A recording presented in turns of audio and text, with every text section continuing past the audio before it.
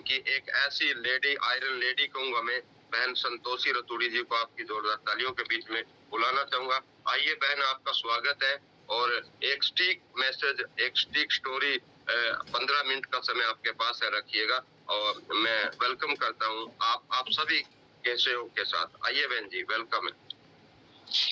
Sir प्रणाम। और पहले आपको ही प्रणाम करूंगी जिन्होंने मुझे बोलने का मौका दिया।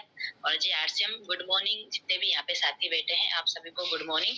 और अपना नाम परिचय देती हूँ। नाम संतोषी रतूड़ी और गंगोत्री माँ गंगा के तट और काशी विश्वनाथ के तट से बिलोंग करती हूँ, उत्तर काशी और देहरादून उत्तराखंड में रहती हूँ अभी।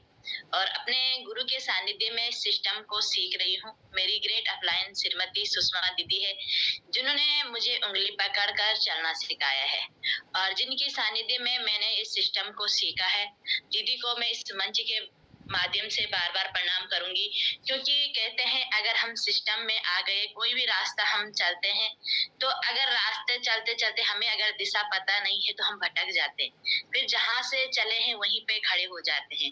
और हम शुक्रिया परमात्मा का अदा करूंगी, मुझे ऐसी खूबसूरत अपलाइन मिली है जिन्होंने मुझे शुरू से ही चलना सिखाया है। बार बार दीदी को प्रणाम करती हूँ। उसके बाद हमारे बीच में बीबी मैठानी भाई जी हैं, भाई जी को भी प्रणाम करूंगी। और हम सब जिन्होंने हमें यहाँ तक पहुँचाने का प्रयास किया है, एजुकेशन दी है, बड़े भाई आशीष वशिष्ठ भाई जी हैं, भाई जी को भी प्रणाम करूंगी। क्योंकि भैया हमेशा कहते हैं, क्योंकि हमारे भारत में हर किसी को एजुकेशन नहीं सिखाई जाती है, क्योंकि पढ़ाई हमने की है, पढ़ाई में हमेशा कहते हैं कि आप नौकरी करो और नौकरी के बाद सरकारी पद मिलेगा और नौकरी करो। हर मतलब अपने बच्चों को एक ही शब्द सिखाया जाता है, बेटा पढ़ लिख कर बड़ा बन और नौकरी कर। क्योंकि हमें किसी ने ऐसा नहीं बताया था कि एजुकेशन लेके हम अपने सपने को पूरा कर सकते हैं, क्योंकि कभी भारत में ये चीज पढ़ाई नहीं गई थी, ना बताया गया था। पर इस सिस्टम ने हमें इतना अच्छा खूबसूरत सिस्टम दिया कि जिन्होंने हमें एजुकेशन के साथ साथ हमें आत्मनिर्भर बनाने का भी प्रयास किया। तो भाई जी को भी प्रणाम करूंगी इस मंच के माध्यम से। और हमारे बीच में जो आज के होस्ट हैं पवन सर, आपको भी प्रणाम करूंगी। सर का भी मुझे बहुत सपोर्ट मिलता है, सर आपको भी बार बार प्रणाम करूंगी। उसके बाद हमारे बीच में गुलाटी सर जी हैं, उनको भी प्रणाम करती हूँ, सर को भी बार बार प्रणाम। और हमारे बीच में राकेश शर्मा सर जी हैं, सबको प्रणाम करती हूँ। जितने भी मेरी अपलाइन में आते हैं सबको मैं इस मंच के माध्यम से प्रणाम करती हूँ, क्योंकि सबका आशीर्वाद हमेशा मिलता रहता है। और कहते हैं अपलाइन एक माँ बाप की तरह सिस्टम में होते हैं, अगर उनका आशीर्वाद ना मिले तो सिस्टम हमें आगे नहीं ले जाता है। तो स्वागत करती हूँ इस मंच के माध्यम से सभी साथियों का, और सौभाग्यशाली समझती हूँ कि मुझे भी यहाँ पर बोलने का मौका मिला है और कुछ नसीब समझती हूँ अपने आप को। और अपनी स्टोरी शुरू करती हूँ, कहाँ से मैंने शुरुआत की है। और स्टोरी अभी तो शुरुआत है, क्योंकि अभी उतना बड़ा तो वहाँ पे गए नहीं जहाँ तक जाना है, पर अभी जितना भी यहाँ तक मुझे अपना अनुभव मिला है जरूर अपना अनुभव शेयर करूंगी। और जब इस सिस्टम में शुरुआत में आते हैं, कोई ना कोई किसी का स्पॉन्सर बन के आता है, क्योंकि कोई भी अपनी आईडी अपना आप इस सिस्टम में नहीं लगा पाता है। और जो मुझे इस सिस्टम में लाने वाली थी एक मेरी फ्रेंड थी, और मुझे अपनी बेटी के लिए एक ट्यूशन टीचर चाहिए थी। और ट्यूशन टीचर ढूंढते ढूंढते एक फ्रेंड थी, उसने कहा कि यहाँ पे एक लेडीज है और रुद्रप्रयाग साइड से हैं और आर्मी से उनके हस्बैंड बिलोंग करते हैं और बहुत ही अच्छे तरीके से बच्चों को पढ़ाती है। और मैंने कहा कि ठीक है, मुझे अपनी बेटी के लिए ट्यूशन चाहिए, क्योंकि आज की जो इंग्लिश है हम उतना कवर नहीं कर पाते अपने बच्चों के लिए, क्योंकि मेरी बेटी 12 साल की है और घर में हस्बैंड है, पंडिताई करते हैं और मैं हूँ। और तब उनसे कहा, उन्होंने कहा ठीक है मैं मुलाकात करवाती हूँ। तो वो शख्स हमारे बीच में सुषमा बिष्ट दीदी थी, उन्होंने कहा कि ठीक है तुमसे मुलाकात करवाती हूँ, अगर आपको अच्छा लगे तो आप अपनी बेटी को भेजना। बोला कि पढ़ाई लिखाई बहुत अच्छी है, उनका जो नॉलेज है बहुत ही अच्छे तरीके से बच्चों को पढ़ाती है। तो शुक्रिया अदा है। बेटी के ट्यूशन के लिए एक टीचर ढूंढने गई, दीदी ने उसे पढ़ाना शुरू किया। उसके बाद एक दिन ऐसी अचानक दीदी का फोन आया और कहा कि हमारे घर में कोई आ रहे हैं, थोड़ी मुलाकात करनी, क्योंकि उस समय आरसीएम का नाम भी नहीं आता था। तो गए थे वहां पे, तो वहाँ पे हमारे बीच में मैठानी भाई जी और पवन सर जी आए थे। उनके पास थोड़ी बहुत प्रोडक्ट थे और प्रोडक्ट की जानकारी दी थी सर ने कि बहन ये प्रोडक्ट है, आप इसको यूज करोगे तो स्वास्थ्य अच्छा रहेगा और जो भी आप इस्तेमाल करते हैं, क्योंकि सर का बोलने का तरीका भी अच्छा लगा। उसमें हम 4 लोग थे तो ध्यानपूर्वक उस समय सुना था, पर उतना नहीं था कि मैंने उस समय सिस्टम को ज्वाइनिंग करना है। वहाँ पे सुना था और उसके बाद दीदी ने फोन किया कि बहन आपने क्या सोचा है, कुछ विचार बना है? मैंने कहा दीदी विचार तो बना है, जितना भी आपने प्रोडक्ट बताए हैं मेरे घर में सब उपलब्ध है, क्योंकि पंडिताई करते हैं, पंडिताई पूजा में सब कुछ आता है, A to Z आता है। दीदी ने बोला सब कुछ आता है? मैंने कहा हाँ दीदी सब कुछ आता है। तो फिर भी दीदी ने कहा एक बार देख ले।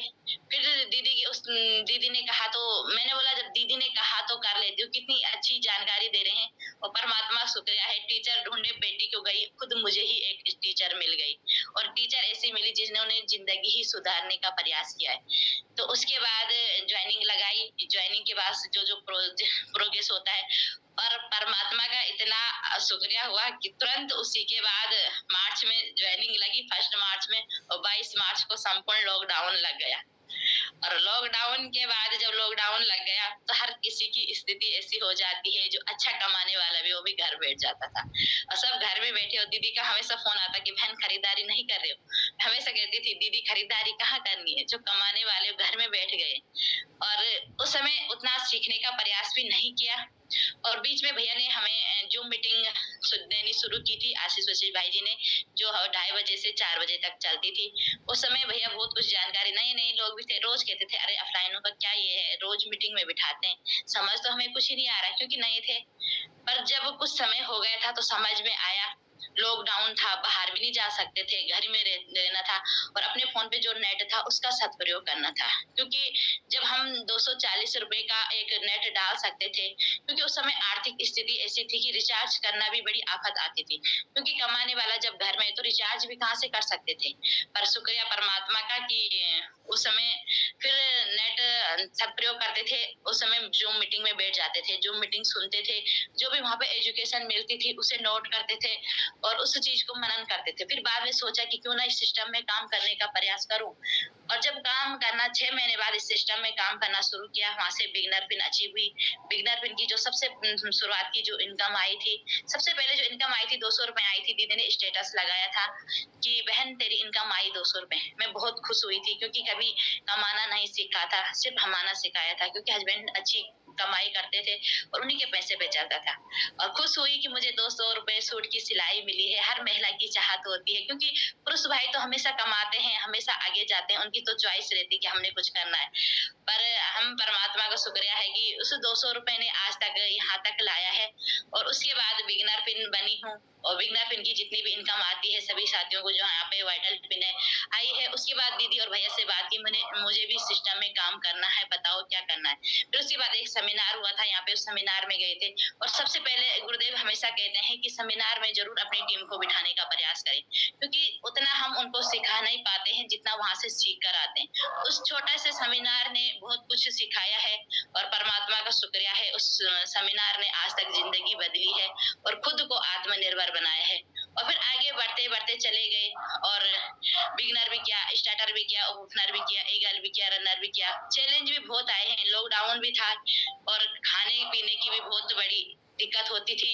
और उसके बाद यहाँ पे जब लास्ट में जब बारी आई टेक्निकल की, तो उस समय पिछले ही मंथ की बात है, सितंबर की, तो तीनों मंथ में खुद मेरे बड़े जेठ जी हैं, जब टेक्निकल का सबसे फर्स्ट मंथ क्वालिफाई हुआ था उस समय भी मेरे जेठ जी सीरियस बीमार थे और घर में ही थे और आने जाने का सबका रहता था और कमाने वाले भी घर ही में थे। पर शुक्रिया परमात्मा का कि इस सिस्टम से हमें जोड़ा हुआ था। और फर्स्ट मंथ में भी बीमार थे, सेकंड मंथ में भी बीमार थे। टेक्निकल के 2 मंथ चले गए, दोनों मंथ में सीरियस बीमार थे।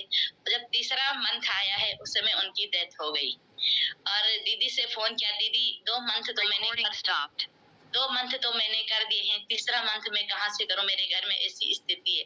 पर हमेशा परमात्मा का शुक्रिया है, जिस व्यक्ति ने हम सिस्टम में लाए हैं ना, हमेशा कहते हैं सिस्टम एक ऑफलाइन होती है, पर उन पे भरोसा करना ज़रूरी है।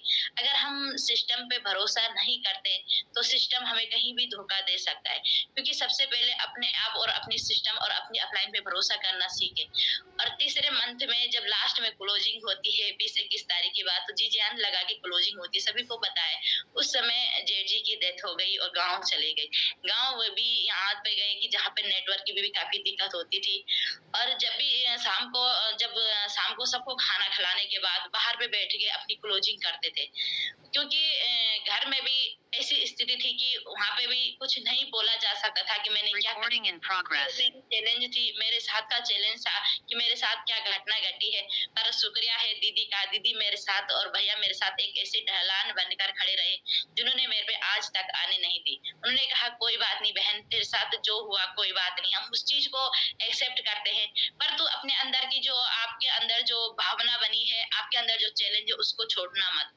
मैंने उस चीज को छोड़ा नहीं और तीनों मंथ जेठ जी भी बीमार रहे, तीनों मंथ मेरा टेक्निकल क्वालिफाई हुआ है। उसमें उस परमात्मा का और ऑफलाइन का मेरे पे आशीर्वाद रहा है और शुक्रिया परमात्मा का करूंगी कि हमेशा ऐसी ही कोई भी चैलेंज किसी के साथ भी आए, हमेशा परमात्मा का आशीर्वाद और ऑफलाइन के साथ हमेशा बने रहे। क्योंकि ऑफलाइन हमारे लिए बहुत कुछ कर सकती है, हम तो सिर्फ रास्ता चलते हैं, मार्ग तो उन्होंने ही बताना है।